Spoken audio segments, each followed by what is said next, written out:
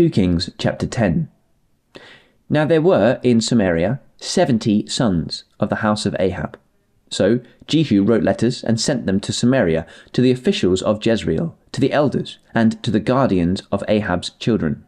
He said, "You have your master's sons with you, and you have chariots and horses, a fortified city, and weapons. Now, as soon as this letter reaches you, choose the best and most worthy of your master's sons, and set him on his father's throne. Then fight for your master's house." But they were terrified, and said, "If 2 kings could not resist him, how can we?" So the palace administrator, the city governor, the elders, and the guardians sent this message to Jehu: "We are your servants, and we will do anything you say. We will not appoint anyone as king. You do whatever you think best." Then Jehu wrote them a second letter, saying, "If you are on my side and will obey me, take the heads of your master's sons and come to me in Jezreel by this time tomorrow." Now the royal princes, 70 of them, were with the leading men of the city who were bringing them up. When the letter arrived, these men took the princes and slaughtered all 70 of them. They put their heads in baskets and sent them to Jehu in Jezreel. When the messenger arrived, he told Jehu, "They have brought the heads of the princes." Then Jehu ordered, "Put them in 2 piles at the entrance of the city gate until morning." The next morning Jehu went out. He stood before all the people and said, "You are innocent. It was I who conspired against my master and killed him. But who killed all these? Know then that not a word the Lord has spoken against the house of Ahab will fail. The Lord has done what he announced through his servant Elijah."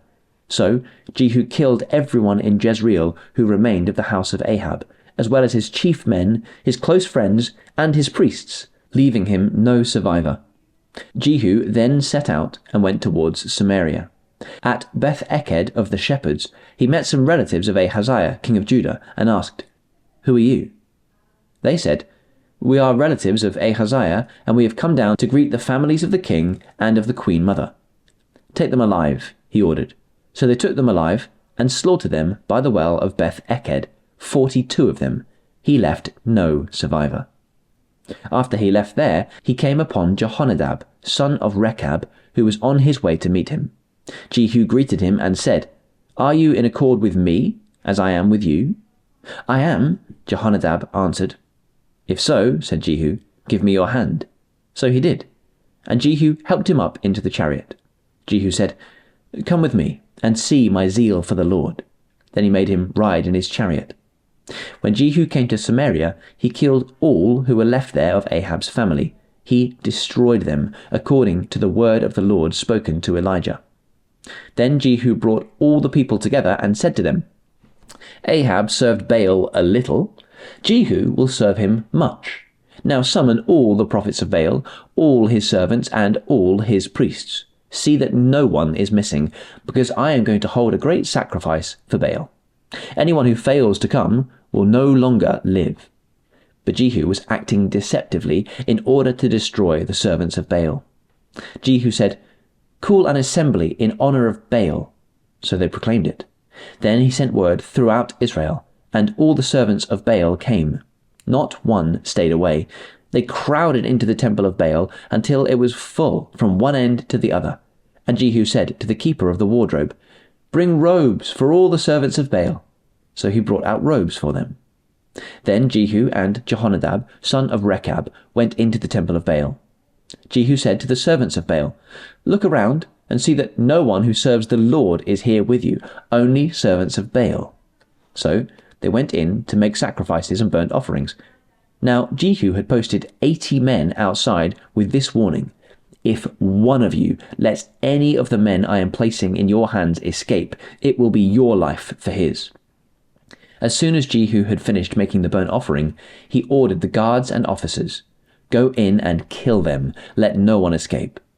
So they cut them down with the sword. The guards and officers threw the bodies out and then entered the inner shrine of the temple of Baal. They brought the sacred stone out to the temple of Baal and burned it. They demolished the sacred stone of Baal and tore down the temple of Baal, and people have used it for a latrine to this day. So Jehu destroyed Baal worship in Israel.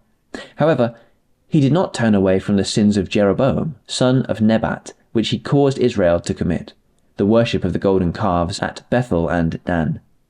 The Lord said to Jehu, "Because you have done well in accomplishing what is right in my eyes, and have done to the house of Ahab all that I had in mind to do, your descendants will sit on the throne of Israel to the 4th generation."